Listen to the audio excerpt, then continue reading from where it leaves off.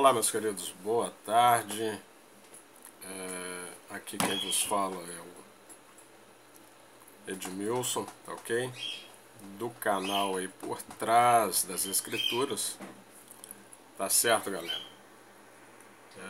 Um bom tempo aí o nosso canal aí ficou parado um pouco no YouTube.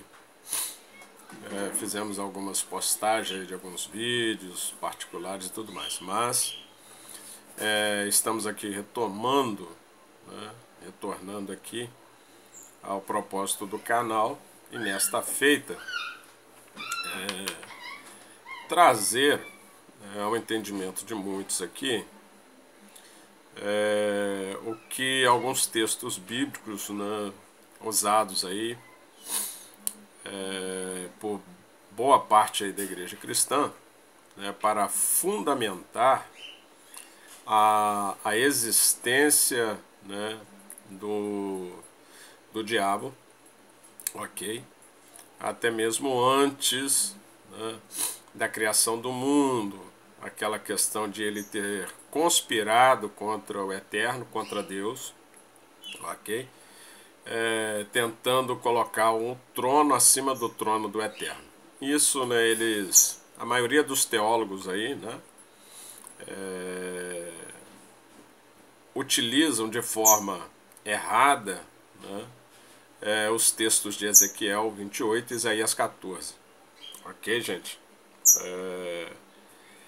E é justamente esses textos, né, que eles usam como base para fundamentar essa doutrina, né, ou essa teologia, difundida por muitos aí até como demonologia. Verdade é que existe um pano de fundo muito vasto, né, a respeito disso, né, a origem do mal, a origem do diabo, a origem, né, dos demônios, que isso aí posteriormente nós vamos estar falando aqui em vários vídeos, né. Pretendemos aí lançar um vídeo todo dia, ou dia sim, dia não, assim que surgir a oportunidade. Nessa feita hoje, nós vamos trazer aqui um comentário rápido, né, né, sobre Ezequiel 28, a partir do versículo 12 ao 14, ok? Estou me valendo aqui da Bíblia, palavra-chave, ok? Vou usar aqui, é o texto que eu vou usar, e depois nós vamos estar esboçando aqui, né, um estudo. Ezequiel 28, verso 12 ao 14, que diz assim: Filho do homem, levanta uma lamentação sobre o rei de Tiro, e diz-lhe: assim diz o Senhor Jeová, tu és o aferidor de medida, cheio de sabedoria e perfeito em formosura. Estavas no Éden, preste bem atenção, isso aqui que é aqui que as pessoas se confundem muito. Jardim de Deus, né? Toda pedra preciosa era a tua cobertura, a sardônica, o topázio, o diamante, a turquesa, o ônix, o jaspe, a safira, o carbúnculo, a esmeralda, o ouro. A obra dos teus tambores e dos teus pífaros estava em ti no dia em que foste criado. Foram preparados. Tu eras querubim. Outra questão aqui, né, muito interessante, e aí dizem que ele era um anjo, ou um arcanjo, ou um desses da hierarquia angelical lá. Ungido, né, para proteger, e te estabeleci no monte santo de Deus. Estavas no meio das pedras afogueadas, andavas, né? E é aqui nesse texto, né, que eles tomam por base, né, falando, né, que ele era um querubim, que andava entre as pedras afogueadas e tudo mais. Preste bem atenção aqui, nós vamos estar fazendo uso aqui, né, de um esboço, de um estudo, ok? E você tire as suas conclusões ali. Eu tenho a minha já, né, aqui, mas mediante isso você tire as suas conclusões. Lembrando que desde já, meu querido, você quer assistir esse vídeo aí, que não é inscrito, se inscreva, deixa um like lá, para assim estar ajudando o nosso canal aí, ok? Diz assim, ó, tanto Ezequiel 28 como Isaías 14, um locus, né, comum para entender a suposta história de fundo de Satanás é Ezequiel, né? Tradicionalmente, os leitores pós-bíblicos entendem em Ezequiel 28 como se referindo à rebelião celestial de Satanás contra Deus, né? No entanto, enquanto Ezequiel lamenta alguém cuja riqueza e pecados são uma afronta ao Todo-Poderoso, o profeta não descreve o diabo. Em vez disso, Ezequiel se refere ao rei de Tiro. E Satanás não aparece em nenhum lugar da passagem. Assim, se fundamentarmos nosso entendimento teológico apenas nas Escrituras, que é muito interessante isso aqui, não teremos razão para postular uma pré-história angélica para Satanás baseada em Ezequiel. E eu gostaria de fazer uso aqui da Bíblia novamente, né? Lá, logo no início do livro de Gênesis,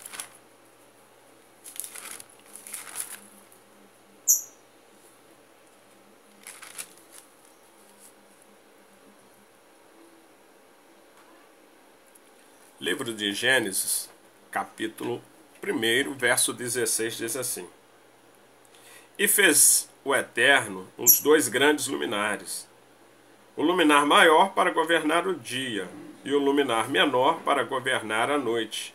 E fez as estrelas. Grave bem isso aqui, né? Verso 17. E Deus os pôs na expansão dos céus para alumiar a terra, e para governar o dia e a noite, e para fazer separação entre luz e trevas. E viu Deus que era bom. E foi a tarde e a manhã o dia quarto. Ou seja, quando Deus termina de fazer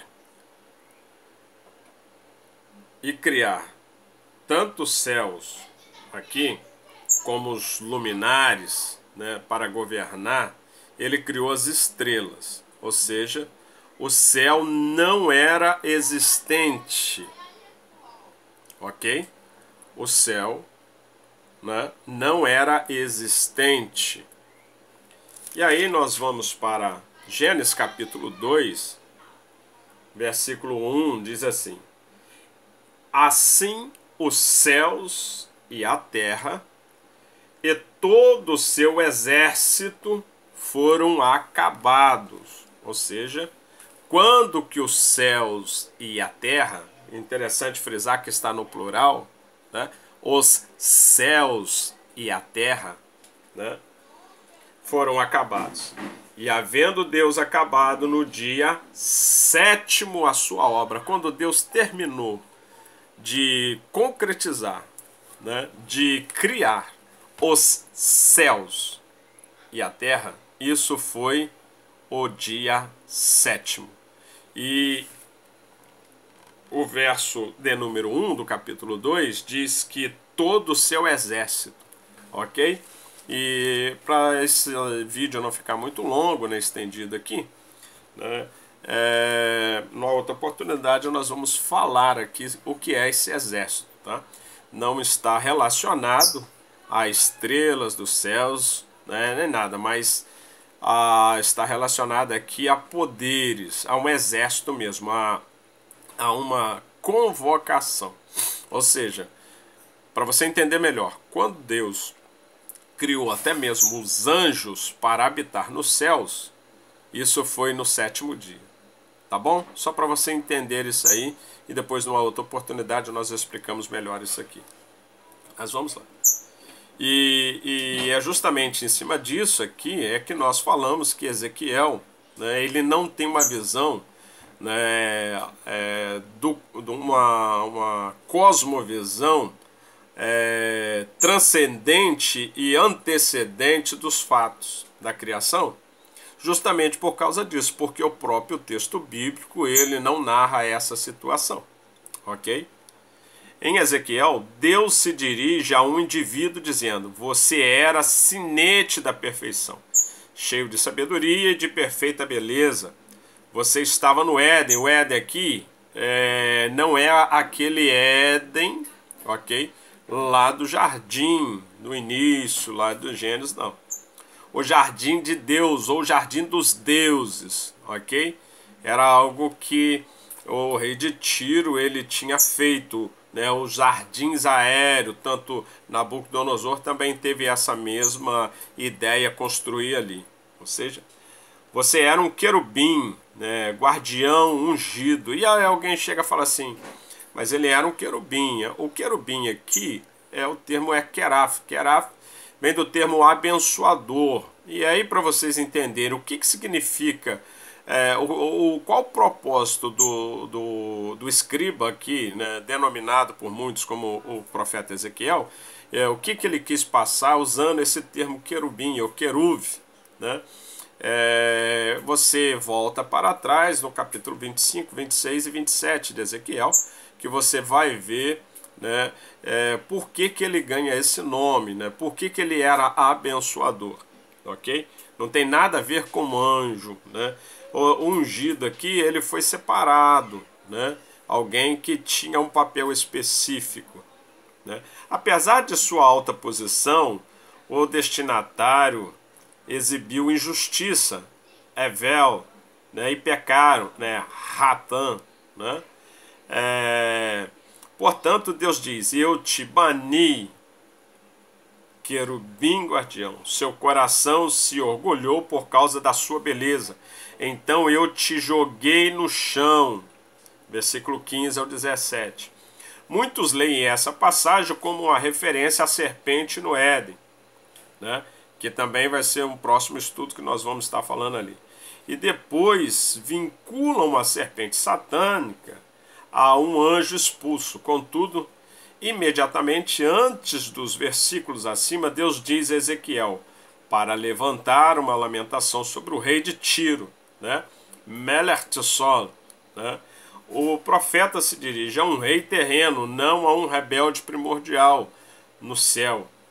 Os que veem a figura de Ezequiel como Satanás podem responder: mas quando o rei de Tiro esteve no Éden?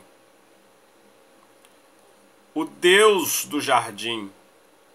O profeta deve estar falando sobre um ser espiritual que se rebelou no passado primordial. No entanto, Ezequiel também associa outros reis terrenos ao Éden, né? Mas adiante neste livro, logo depois de falar do rei de Tiro no Éden, né? Ezequiel pergunta ao rei do Egito: quem você é em glória e grandeza entre as árvores do Éden, né? Você será derrubado como as árvores do Éden, com os mortos pela espada. Este é Faraó e toda a sua multidão, declara o Senhor Deus. Ezequiel 31, verso 18. É claro que o Faraó nunca esteve literalmente entre as árvores do Éden. Nem as árvores do Éden foram cortadas.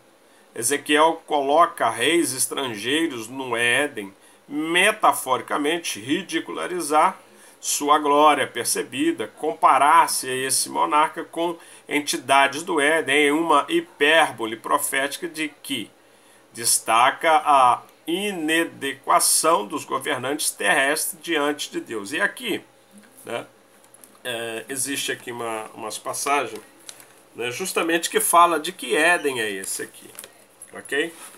Ó, nós temos no capítulo 27 de Ezequiel, verso 23, diz assim, eu quero ler a partir do versículo 22, diz assim: os mercadores de Sabá e Ramá eram eles os teus mercadores em todos os mais refinados aromas, e em toda a pedra preciosa em ouro negociavam nas tuas feiras. Ou seja, quando o texto lá que nós lemos, versículo 13 e 14 de Ezequiel 28, fala que ele andava entre pedras afogueavas e fala ali dos nomes de cada pedra preciosa. Por que que ele andava ali?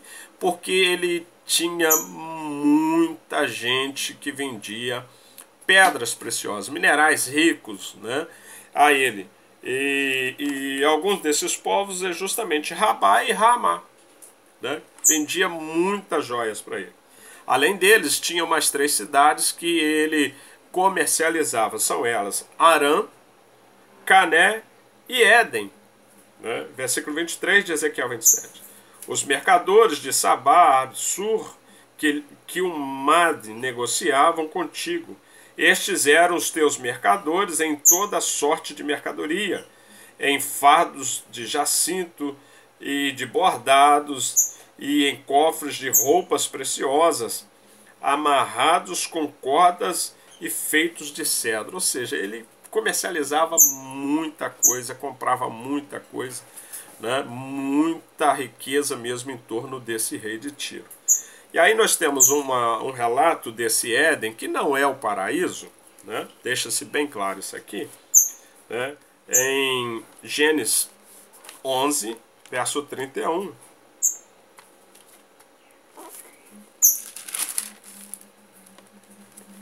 Diz assim, quero ver o verso 30 em diante, ó.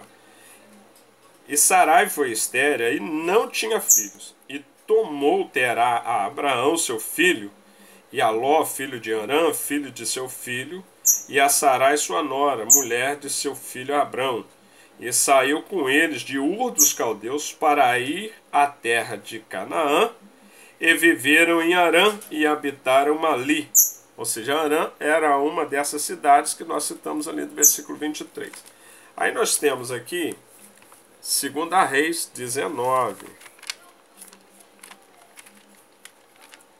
2 Reis 19, verso 12, se não me foge a memória.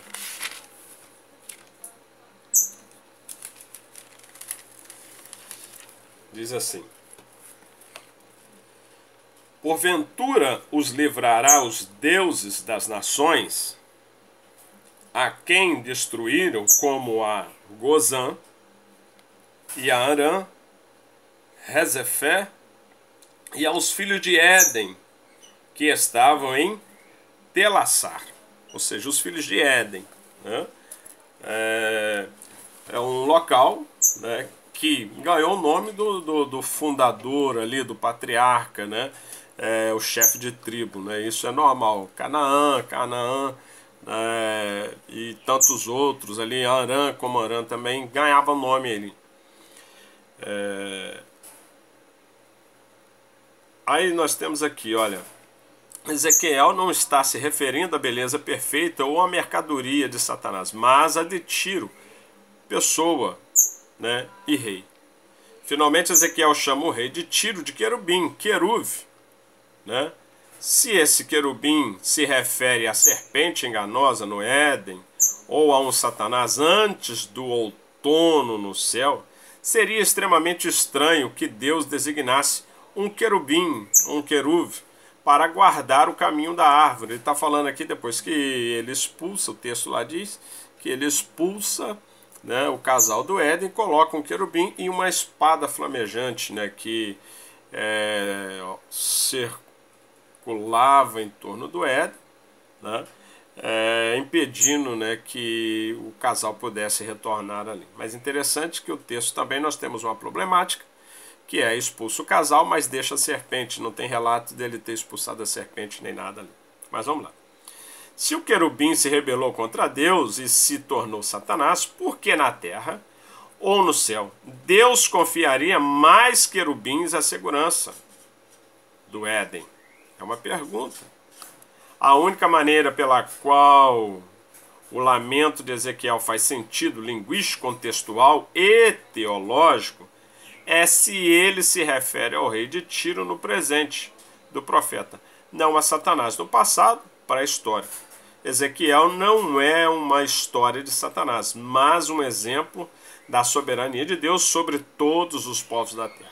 E isso vai acontecer também com o rei Nabucodonosor, né, o rei da Babilônia, lá em Isaías 14, melhor dizendo, né? E lá nós temos várias situações, né, que comprovam, né, textualmente. Quando se faz, gente, aí as pessoas chegam para tem que se fazer uma exegese correta do texto para aplicarmos a hermenêutica, né, correta, e aí então, né, usar a oratória dentro da homilética, né? E é justamente se fazendo mau uso dessas ferramentas, né, é que nós temos hoje, né, essa crendice, né, que o diabo quis ser, né, maior do que Deus, e ele quis colocar o trono acima do trono de Deus, e que ele era um querubim, né? Acompanhe a gente no nosso canal, né, através dos estudos que nós estaremos postando aqui, né, posteriormente, vários comentários e estudos bíblicos, né, mostrando aqui a verdade do que está por trás das escrituras, ok? Nós estaremos falando aqui, né, da onde surgiu lá no Novo Testamento a questão do termo espírito malignos, espírito imundo, principalmente.